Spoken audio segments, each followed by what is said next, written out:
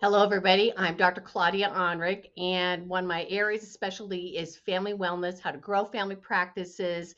And I have over 35 years of family practice. And I'm also known as the co editor of the textbook Pediatric Chiropractic. It's in the third edition. If you have the white cover one, that is lovely, but it's missing like 8 new amazing chapters, everything with breastfeeding, tongue tie, extremity adjusting, the safety of adjusting children, and 3 extra techniques in there. So if you don't have not invested in the blue version of it, please do. It's just a great reference point for you as a family wellness chiropractor, a book to go back to learn more and to get all that information. I'm so excited today about talking about drugging of children 4 on psychostimulants. And right now we're going to go to the slides, but I want to thank number one, ChiroSecure, because they've done such an amazing job. They just care about our profession and they're here to support you. So again, if you're needing to actively get the most amazing malpractice, go to ChiroSecure. So hello everybody. As we were mentioning earlier, about the drugging of children part 4. I'm going to get a little bit into psychostimulants and what's really amazing is that through the field of psychiatry, American Academy of Pediatrics, even to some degree the FDA, we just know that these drugs are not good for the pediatric population. But the problem is with these kiddos is that their parents are so frustrated, the school system is so frustrated that is at the end result what happens if these kids get on drugs through, again, sometimes the referrals from the pediatric area, from counseling into school, and the frustration of the combination that a lot of times parents don't have time, like teachers, they don't have time to work with kids. And so the end result is more and more children are being using these psychostimulants. And it started off with like products like, maybe Prozac. It started off with products like Ritalin. I'd like to break this all down and kind of share with you how scary they are.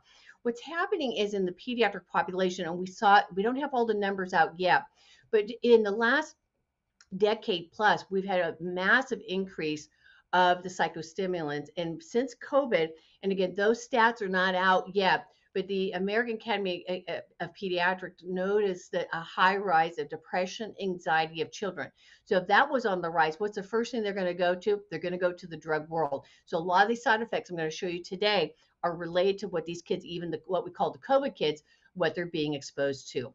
The problem is that when these drugs are being recommended out, prescribed out for them, our problem is that if a child really does have an emotional dysfunction going on, and maybe sometimes it's only really a small event, our problem is that the pediatrician is making the recommendation of the drug. Where Dr. Bregan, he's a psychiatrist, one of my favorite people on the planet.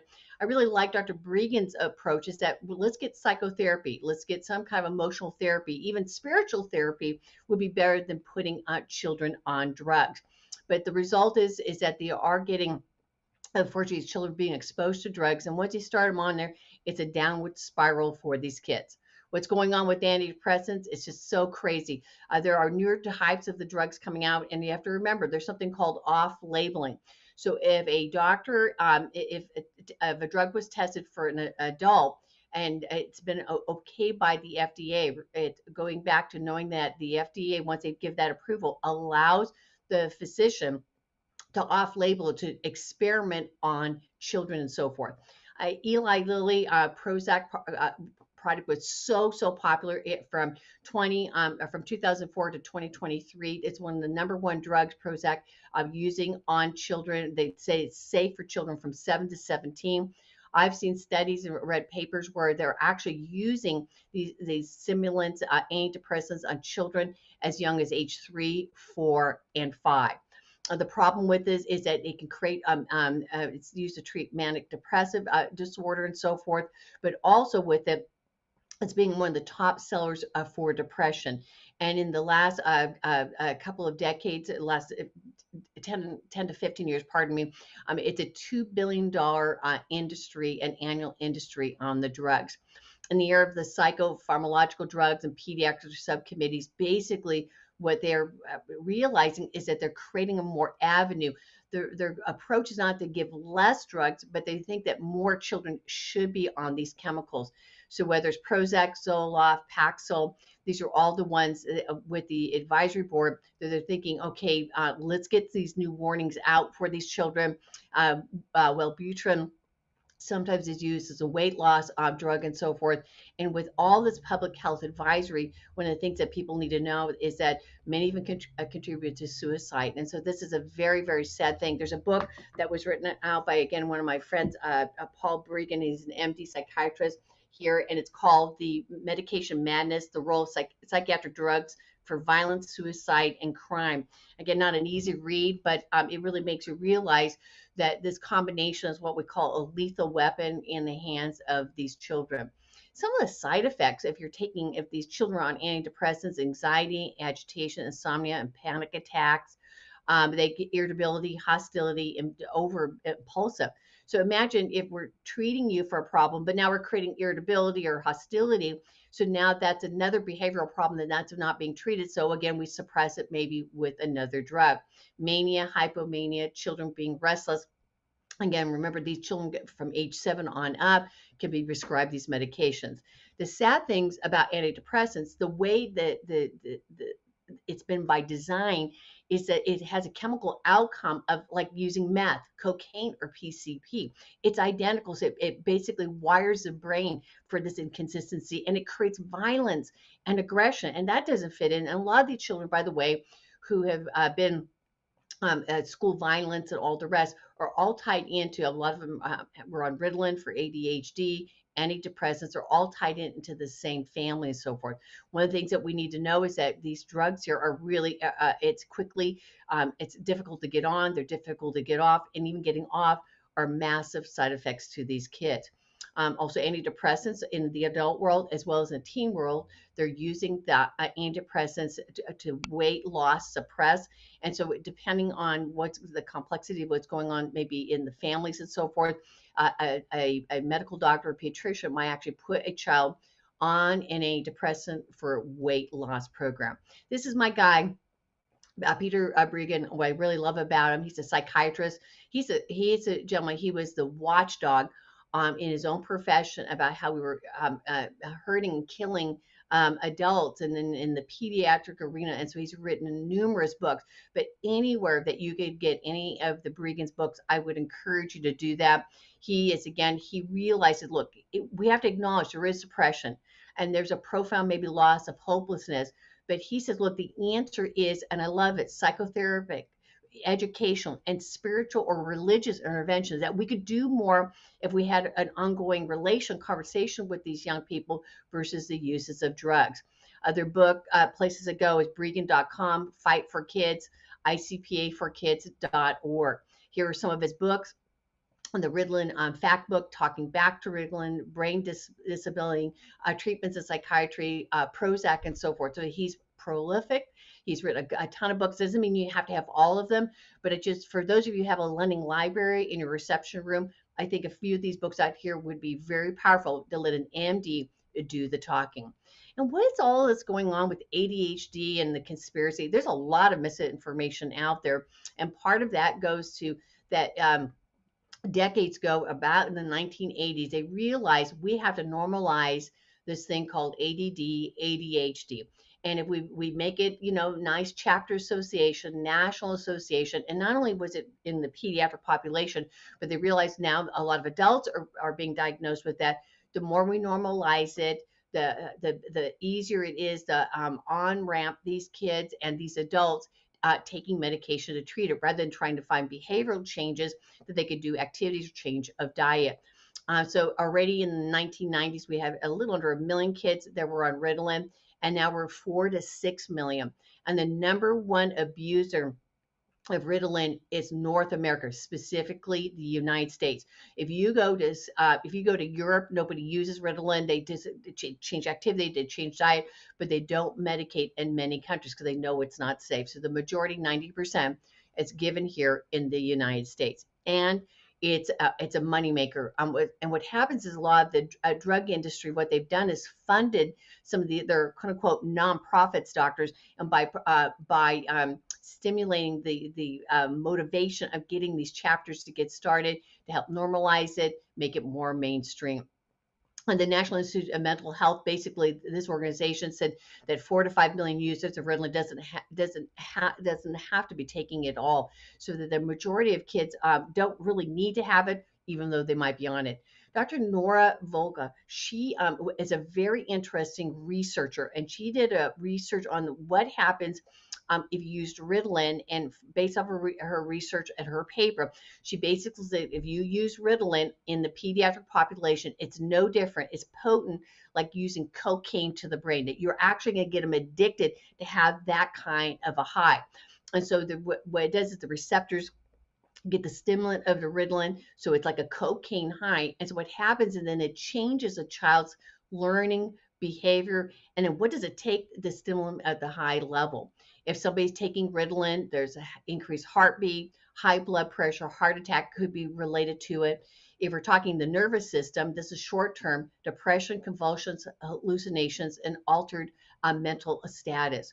It's central nervous system, short term, again, irritation, hostility, and happiness, tics, obsessive compulsive behavior could be tied in the use of, they didn't have the problem beforehand, but the use of Ritalin changes our behavior. Other short term effects, eating disorders, vomiting, blurred vision, dizziness, and so forth. So, what happens also, if we do the short-term effect, what about if you rebound or you start withdrawing from it? It makes, of course, the symptoms worse. There's evening crashes. It has to be, so if somebody's going to come off of it, it has to be safely done, very slow and very steady. And this should be done with, again, using the medical community, because as a chiropractor, we know we don't put kids or adults on drugs. We don't take them off of drugs, but it has to be done very safely. One of the things that is really sad about the use of Ritalin, the long-term effect, is that it short circuits the reward system of the brain. So, when you're a kid and you worked really hard to accomplish a good paper or a test or run that lap and you won or whatever you did, you worked hard towards, and then you had that natural high that was being released. When a child is using Ritalin as a child or a teenager, what we do is we damage the circuit there. And so they're going to always be looking for a shortcut to stimulate their brain this way. And we're talking, it changes reward stimuli, and it increases negative responses, and it can create really severe situations. Also very interesting, but hard to find, but I did find this information. If the military, particularly certain military components, if they know that you, as a child, you were on Ritalin for periods of time, there is after the age of 12, you're not going to be eligible for many areas of service in the military and so forth, because they know that you've been wired up here a little bit different. And so that child is not going to be maybe a safe candidate for certain parts of service in the military itself. There's also a long-term effect of the fact that many children who have died of Ritalin, it's been underreported, and it's a known fact. We just don't have a great a tracking system, but there's a lot of deaths linked to children misuse of Ritalin. And then also a lot of times what has happened, because of the underreporting, either the child took too much, caregivers gave too much, and so again, early death of children related to that. There was one study that talked about also the kids, particularly between ages of 6 or 9, the chances of being overdosed because of primarily caregivers not realizing that they dosed them then and they gave them a second or a third dose, which is really sad. And then again, just too much excess because of the caregiver side of stuff. A lot of times Ritalin is provided at the school campus, meaning the school nurses have it to distribute to the children, but most of it, the kid receives the medication in the morning hours. I know of parents because I just recently, in the last year and a half, it's been very difficult to get Ritalin as a drug, and so what they've done is stockpiling it for their kids, or they've been going to other states to try to get the Ritalin for their kids, or what they do is they're trying to spread out the Ritalin in the school week and then take them off on the weekends so they have enough. So it's really strange when there's been now a shortage of Ritalin and so forth, what people are doing to scramble to try to find it and so forth. There was a Harvard study docs that was done, and basically it was a neuropsychology, a postgrad department, and what they did is they took 20 kids, which really is enough. So they took 20 kids, and they treated them with Ritalin, and they took 20 kids and they actually gave them just changed their nutrition, gave them supplements and so forth. And in this very small study, they found out it was about identical. If you give kids Ritalin, they got their changes. But if you change diet, support, nutrition, all the rest, you would actually have an equal, which makes us imagine if they would have thrown in chiropractic at that time. That would have been fabulous because those kids would have had with nutrition and supplementation would have been doing a lot better. And look at all the things. This is like the American diet: heavy metal, low protein, high carbohydrates. They have thyroid disorders because of their diet and their stressors and all the rest, and all the food additives and the allergies are related to it as well. And again, one of the things that they discovered over at Harvard: mineral imbalances, essential fatty acid deficiencies, vitamin B deficiency. So imagine if these children were out of balance, if we just through supplements, cleaner diets, and again, the power of a chiropractic adjustment, how many of these kids could we help them balance out for their lives? And so again, really high recommendation. We just need to start educating our moms and dads that maybe there's an alternative way or parallel way. If, maybe if we could help them through adjusting and cleaner diets, that the kids may not have to take as high a dose as they have.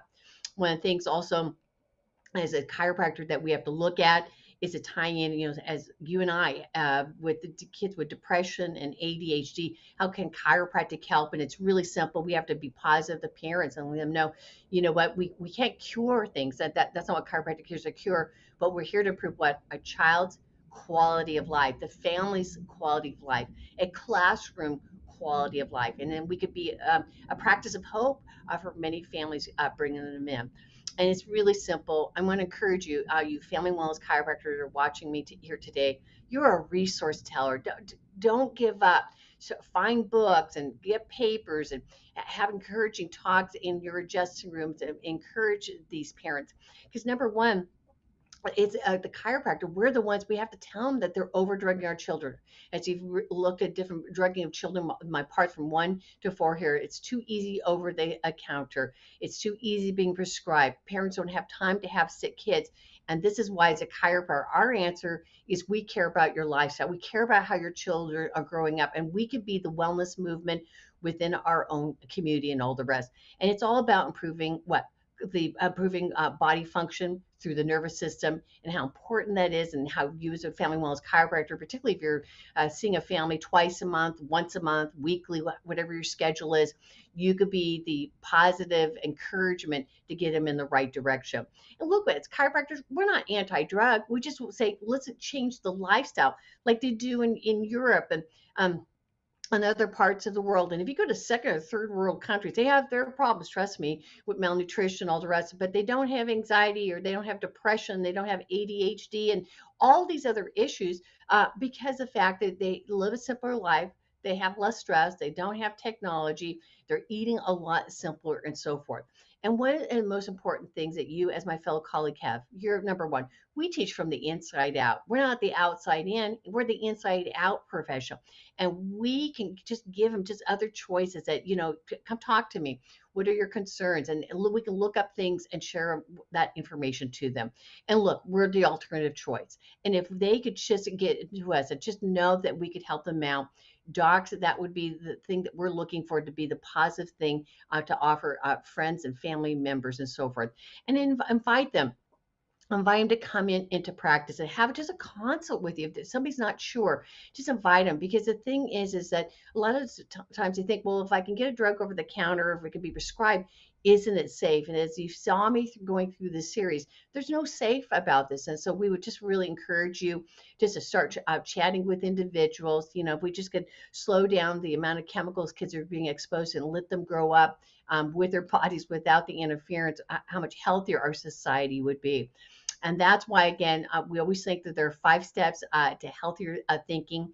And I'm just going to bring them through. Number 1, practice the lifestyle. Who better to teach that than you, the family wellness chiropractor? Number 2, be involved. You have to encourage moms and dads to be really super involved. Ask more questions. Get involved more with the decision. Don't just accept, I was told to do that. Ask the question and find if there's something non-invasive more that they could do. Also, too, you have to build a wellness team and tell them, look, it could be find a practitioner who's more of a wait and watch, maybe referring them to a naturopath over a pediatrician that is really heavy on drugs, a wellness minded pediatrician, or involving others like somebody who does homeopathy, your chiropractor, and all the rest. And then one of the most important things is wait and watch before you make any decision. Just tell the doctor, we're going to wait a little bit. We'd like to come back and ask some more questions. But if you race off already making a decision when you were just discussed with that for 5, 10, or 15 minutes, it might be one of the worst decisions that family or that child is going to be exposed to. And always remember, more and more the studies are showing that drugs are not safe in the pediatric arena. And the problem is that drugs are going up with children, they're not going down. And so one of the things we want to encourage you docs is, again, just know that knowledge and caring and loving and educating is it. And who better than the family wellness chiropractor? Again, if you don't have the 3rd edition textbook, I would encourage you to do that. Would also encourage you, make sure you go to my website, drclaudiaanrig.com. See my seminars, First Adjustment, where I teach in the spring or fall of each year and so forth. I look forward to meeting you soon. Take care, everybody.